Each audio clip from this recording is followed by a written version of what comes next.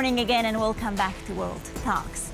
In a world marked by escalating global instability, it's clear that the time has come for Europe to take charge of its own defense.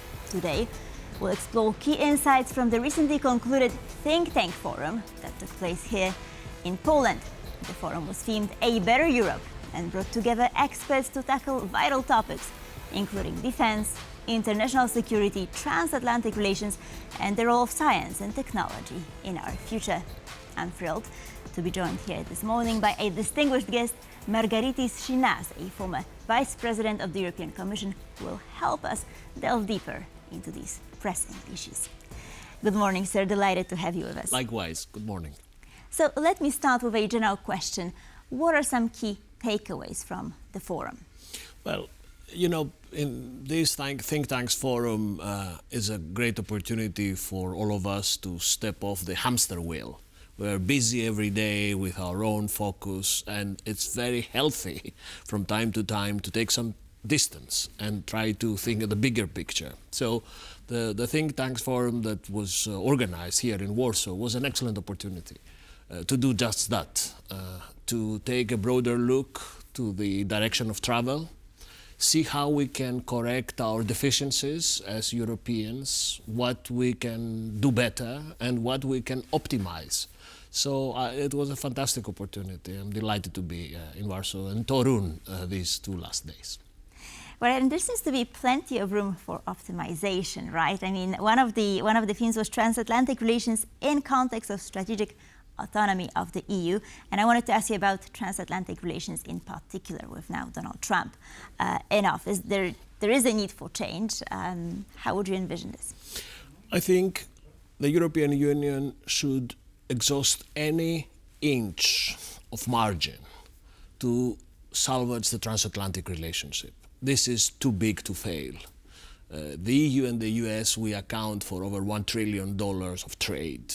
We are the anchor of stability of the world. We pivot the global agenda. It would be suicidal for the transatlantic relationship to break down. And I'm still hopeful, especially given the latest developments on tariffs and on security, that we'll find the necessary hooks to keep this relationship intact. But at the same time, as I was saying earlier, it's up to us, Europeans, to do better in areas where our American friends expect us to do better, like defense, like security. Right, defense seems to be, that it has been one of the key topics. And do you feel that Europe has been investing more heavily in defense after Poland took over the presidency of the Council of the EU? Europe is at a Rubicon moment in defense. We now need to understand that we need to build our own umbrella and our own shield, because there's no certainty that there will be a shield or an umbrella that others will hold for us if we need it. So we need to do three things. First, money. We need to spend much more on defense, very much like Poland does successfully, but we also need to unleash some EU funding to make sure that we coordinate our purchase of military equipment and arm equipment. The second thing that we need is, of course, a product, deliverables. With all this money, we need to be able to produce produce a shield for air defense, or a Euro Corvette, or a Euro drone. People need to see a European defense delivery. And finally, we need structures. That's why it's important that we distinguish between the EU defense spending and the coalition of the willing, where other European nations can come in, like the UK, and help us achieve broader objectives. I think that's the way forward for Europe on defense. Of course, and this ReArm Europe program, everything is very ambitious, but what is the time frame on that? I mean, these are, huge steps to be taken. Look, my experience of European politics is that these changes do not happen in an apocalyptic way. There is no defense button to push and everything changes from one day to another. But once the strategic political decision is taken to move towards a Europe of defense, this will help and will happen. It's a process. It may take some time, but it will happen. And I'm very encouraged by the degree of convergence, if not consensus, of the EU leaders around these three deliverables: money, products, and structures. And you've mentioned the coalition of the willing, and of course, on Saturday, Friedrich Merz, Emmanuel Macron, Keir Starmer, and Poland's Donald Tusk visited Kiev. However, there was no high-ranking EU official there, right, in a sense. So, so do you think it was a mistake? Should there be someone representing the EU? Of course, we saw statements from Ursula von der Leyen later on, right, for instance. But, I mean, I have fought many turf wars in my life, so I don't think that this is important. What matters is that 4 European leaders, if you like, the 4 main European leaders, are in Kiev to symbolize European unity. This is what matters. I don't think that playing institutional games between Brussels and the capitals is helpful. The ball needs to be played in the big game, and this is a big game. So I think it was good that our 4 leaders were there. The messaging was right. Contacting with Donald Trump whilst there, that was also a very smart move. And I think in the months and years to come, we'll see a sea change on the so-called geopolitical Europe. We will see much more of this presence on the ground. And let me ask you about Slovakia and Robert Fico's presence at the Victory Day parade in Moscow on May 9th. This is a bad look, right? I mean, not only for Slovakia, but also for the EU's unity, isn't it? Yes, I think it's a shame. I think that those very few that swim against history, they are the ones that will suffer the cost of history. We Europeans have the sad privilege to know what it takes to side with the extremes. We paid this dearly twice in the last century. This country, Poland, suffered from these historical breakdowns. So I still hope that there is room for leaders like Robert Fico to understand that this is not the right side of history to be in. Absolutely. I mean, this is what Kaja Kallas said. But what can Europe do to bring countries like Slovakia or Hungary back into the fold? Look, the European project is a project where member states and leaders need to feel some sort of common shareholders of a company called Europe.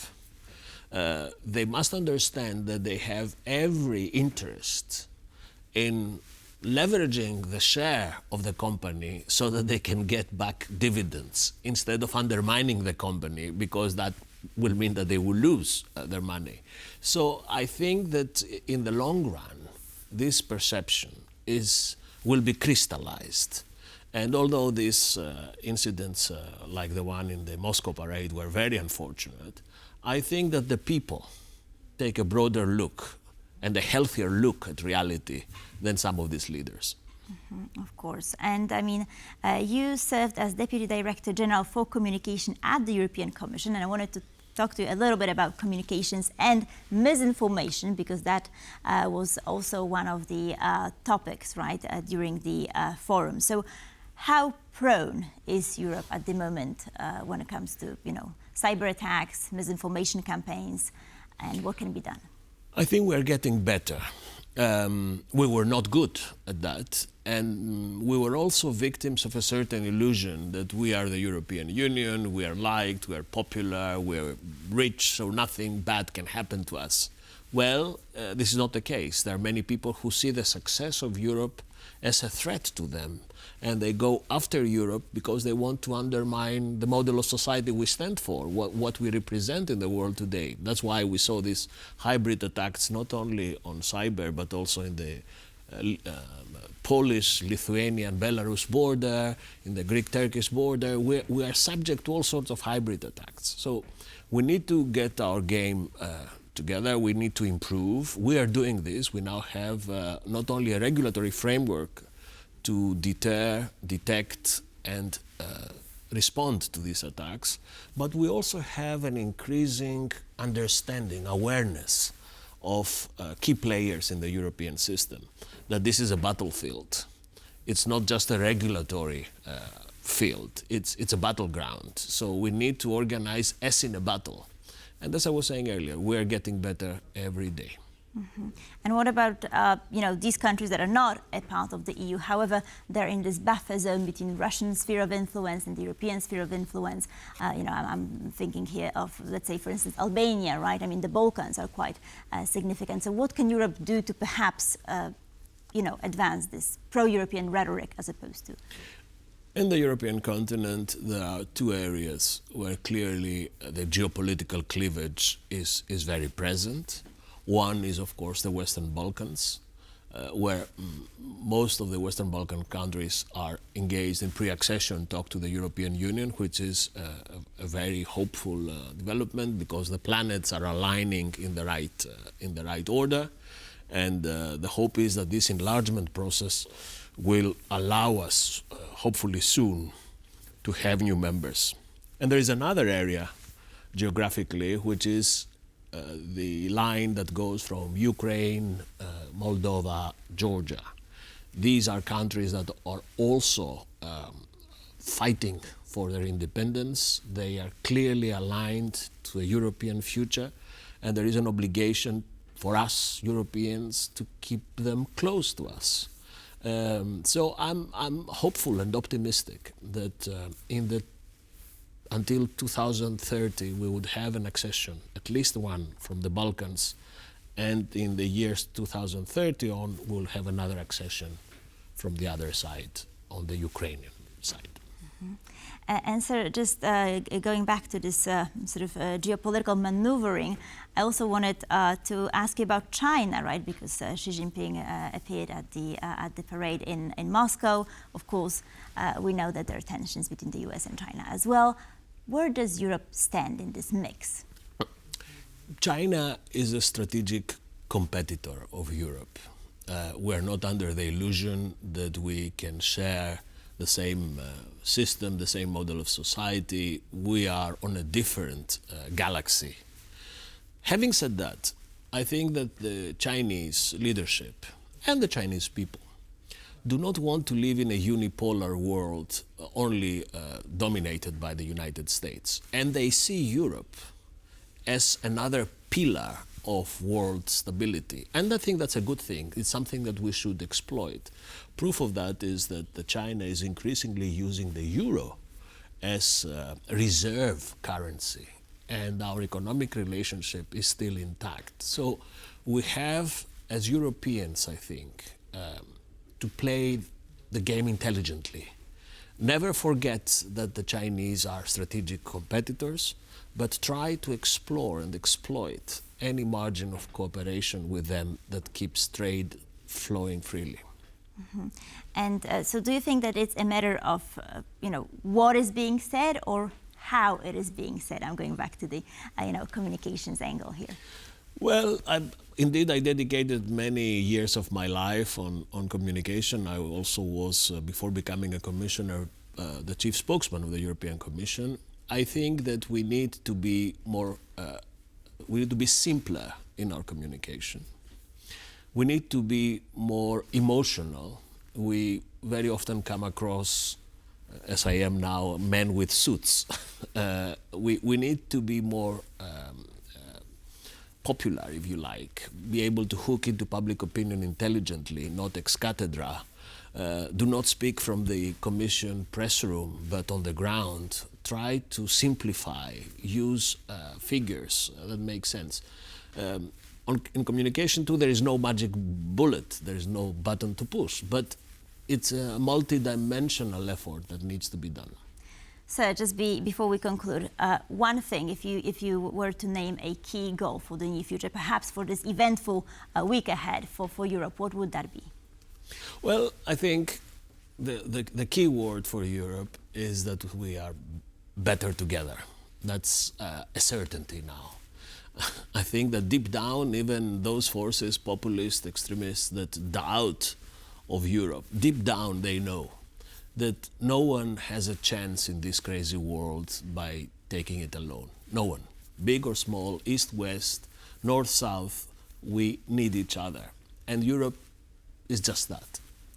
Margaritis Schinas, thank you so much for being with us. Much appreciated, sir. Thank you for having me.